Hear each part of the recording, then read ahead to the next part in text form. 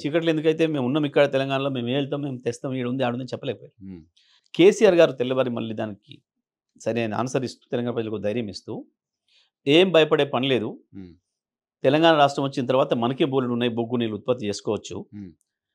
ఇమ్మీడియట్గా తీసుకోవాలనుకుంటే పక్కనే ఛత్తీస్గఢ్లో బోలెడంత కరెంట్ ఉంది, ఛత్తీస్గఢ్ అనే పేరు కేసీఆర్ ఫస్ట్ టైం తీసుకున్నారు. మీరు ఒక్కసారి వీలైతే హ్మ్. నేను ఇది మాట్లాడింది చెప్పేటప్పుడు హ్మ్. ఆ వీడియో కూడా తీసి నేను తీస్తాను. చేయండి. చెప్పండి. ఆ రోజు చెప్పారు కేసీఆర్ గారు, హ్మ్. ఏదో ముఖ్యమంత్రి అయిన తర్వాత అని చెల్లిపోయి తెచ్చుకుంది కాదు. అవును. ఆ రోజుకు మాకు అక్కడ ఏ ప్రభుత్వం ఉంటుంది మనకి ఎందుకు తెలుస్తుంది, అక్కడ కాంగ్రెస్ గవర్నమెంట్ ఉంటుందా, బీజేపీ గవర్నమెంట్ ఉంటుందా, ఇంకోటి ఉంటుందా, హ్మ్. అక్కడ ఉంది, తెచ్చుకోవచ్చు, మనం భయపడొద్దు తెలంగాణ ప్రజలు అని చెప్పారు. అవును. It is very clear. హ్మ్.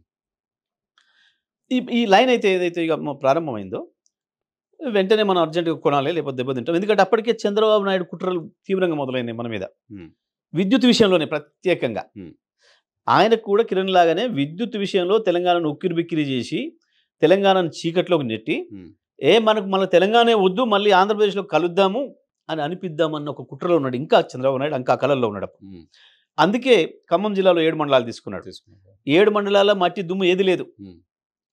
ఆ 7 సీలేరు- మండలాల పరిధిలో సీలేరు. సీలేరు పవర్ ప్రాజెక్ట్ ఉంది. హ్మ్. సంవత్సరానికి 300 పైగా రోజులు, హ్మ్. దాదాపు 365 రోజులు వాటర్ అవైలబిలిటీ ఉంటుంది. విద్యుత్ ఉత్పత్తి అవుతుంది.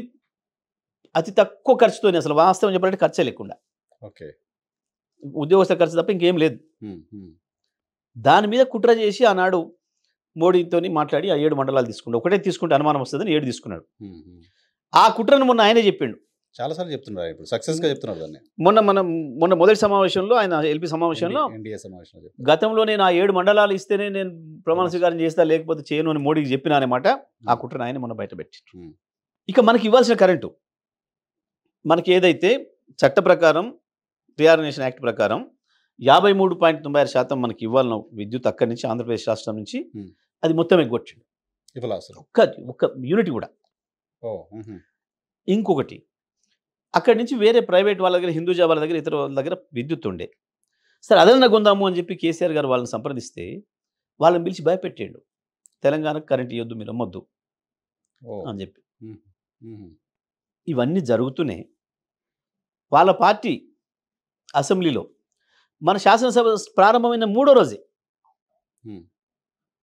విద్యుత్ ఇయ్యలేని తెలంగాణ ప్రభుత్వం నశించాలని ప్లకార్డులు పట్టుకొని వచ్చారు. అవును. ఎంత కుట్ర. హ్మ్. ఇవన్నీ చేస్తూనే విద్యుత్ ఇయ్యలేని ప్రభుత్వం నశించాలనుకుంటూ మా మా దిమ్మలు కూడా కొట్టడం మొదలుపెట్టారు కరీంనగర్ జిల్లా లాంటి చోట. రుణమాఫీ, విద్యుత్ రెండు కలిపి చాలా చోట్ల. ఎంత దుర్మార్గంగా ఇవన్నీ చంద్రబాబు నాయుడు కుట్రలో భాగంగా జరిగింది. హ్మ్. ఆ సమయంలో కేసీఆర్ గారు వారికి ఒక నాలెడ్జ్ ఉంది, ముందే అవగాహన ఉంది, విజన్ ఉంది కాబట్టి ఎప్పుడైతే లైన్ వస్తుందో మనం అడ్వాన్స్ కావాలి అని చెప్పి హ్మ్. చక్కగా ఛత్తీస్గఢ్ ముఖ్యమంత్రి గారితో మాట్లాడి, హ్మ్. సార్ మా పరిస్థితి ఇది, ఇబ్బంది ఉంది, మీరు మాకు విద్యుత్ కావాలి ఇట్లా అంటే, రండి మీరు మాట్లాడదామని చెప్పిన వారు ఇంకో మాట కూడా చెప్పారు, మా పార్టీ నాయకుడు దత్తాత్రేయ గారిని కూడా ఆహ్వానిస్తాం మీరు వచ్చినప్పుడు అని. పిలుచుకోండి సార్, మాకేం లేదు అని చెప్పి పోయి బహిరంగంగా ఎంఓ చేసి వచ్చినాం. హ్మ్. ఇక ఇక్కడే ఉంది విషయం. హ్మ్.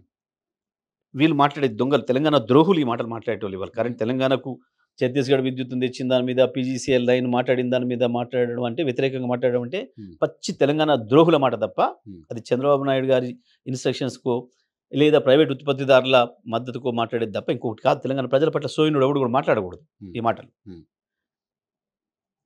వారు ఒప్పుకున్నారు. ఆ ఎంఓఐని తీసుకుపోయి పీజీసీఎల్ దగ్గర సమర్పించి దీంట్లో లైన్ బుక్ చేసుకున్నాం. ఇప్పుడు వీళ్ళు అభ్యంతరం చెప్తున్న వాళ్ళు ఇంకోటి ఏం మాట్లాడుతున్నారా, ఆ టైంకు మీకు ఏదైతే మార్వా నుంచి విద్యుత్ ఇస్తారని చెప్పి ఛత్తీస్గఢ్ ఒప్పుకున్నదో అప్పటికి ఆ ప్లాంటే పూర్తి కాలేదు మాట్లాడుతున్నారు. పూర్తి కాలేదు కాబట్టి మిగిలింది ఇంకా అప్పటికి ఎవరు బుక్ చేసుకోకుండా. ఓకే. ఇది లైన్ కూడా పూర్తి కాలే, జస్ట్ ముందు మనం చేసుకోవాలి కదా, చేసుకోవాలి కదా. నీకు దూపైనప్పుడు మంచి బాధ్యత అవుతావా? పైగా మిగతా వాళ్ళు వస్తారేమో, కాంపిటీషన్ కూడా ఉన్నది కదా. ఇంకొకటి కూడా వాళ్ళ మాట ఏం చెప్పారంటే, మీ పీజీసీఎల్ లైన్ పూర్తి అయ్యే వరకే మారది కూడా పూర్తి అవుతుంది, మార్వాది కూడా తీసుకోవచ్చు అని చెప్పి. ఇప్పుడు ఇది ఏ అక్షరం ఇంట్లో మేము చెప్పింది అబద్ధమైన రమణ్ సింగ్ గారిని అడగొచ్చు. బీజేపీ ప్రభుత్వం ఉంటుంది కదా. అక్కడికి కూడా దాన్ని ఎంత వీలైతే తొందరగా పూర్తి చేయించాలని చెప్పి, అది మనది కాకపోయినా మన పార్టీలో ఉన్న ల్యాండ్ ఎక్విజిషన్ మిగతా అన్ని విషయాలలో మనం పూర్తి సహకరిస్తూ, మహారాష్ట్రలో కూడా అప్పటికి విద్యాసాగర్ రావు గారు గవర్నర్గా ఉన్నారు. వారిని కూడా వాడుకొని వారిని రిక్వెస్ట్ చేసుకొని Hmm. ఇట్లా పలానా జిల్లాలలో పలానా ప్రాంతం నుంచి లైన్ వస్తుంది, కొద్దిగా స్పీడ్ కావాలి మన తెలంగాణకు Hmm. అని చెప్పి కేసీఆర్ గారు వారు రిక్వెస్ట్ చేస్తే వారు ఆ జిల్లాలో ఉన్న అధికారులకు వాళ్ళకి చెప్పి Hmm. ఆ లైన్ కూడా ఫాస్ట్గా పూర్తి చేయించే ప్రయత్నం చేశారు. Hmm. ఆ లైన్ పూర్తయింది, విద్యుత్ కూడా ఆ తర్వాత చట్ట ప్రకారం సీఎండీలు ఏదైతే అది మార్చుకోవాలని అది కూడా మార్చుకున్నారు, ఇచ్చిండ్రు. ఇది విషయం, దీని వ్యవహారం ఇది.